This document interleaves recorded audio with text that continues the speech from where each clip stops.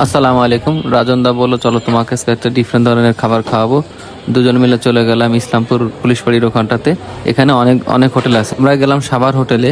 হোটেলে অনেক বেশি মানুষ ছিল, তাই এই জন্য নিচতলার জায়গা পেলাম না, উপরে চলে গেলাম। তো মজার কথা হলো, ঢোকার সাথে তো একজন দেখলাম করলা ভাজি দিয়ে ভাত খাচ্ছে। তো মানে ওটা দেখেই আমার লাগলো যে আর কিছু খাইয়া না খাই এটা অবশ্যই খাবো। খাবারের স্বাদ মোটামুটি আলহামদুলিল্লাহ খুব সুন্দর, কিন্তু পরিবেশটা মনে হয় আপনি কলকাতার কোনো হোটেলে বসে খাচ্ছেন। এরা নারিশের চাল ইউজ করে। তো এক প্লেটের দাম 20 টাকা, পরবর্তীতে যা নেবেন 10 টাকা করে নিবে। Can you imagine? আমরা হাঁস খাই, হাঁস ছিল 220 টাকা। তো যে পরিমাণ ছিল দুজন মানুষ খাওয়া গেছে।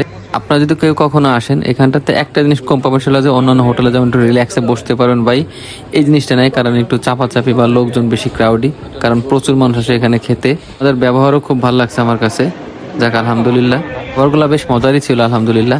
বাট আমার কাছে যেটা ছিল একদম খাওয়ার শেষ সময়ে একটু বাতাবি লেবু নিয়ে যখন আমি লাস্ট বাইটটা দিই, মনে হয় সকল খাবারের স্বাদ এই লাস্ট বাইটটাতে ছিল।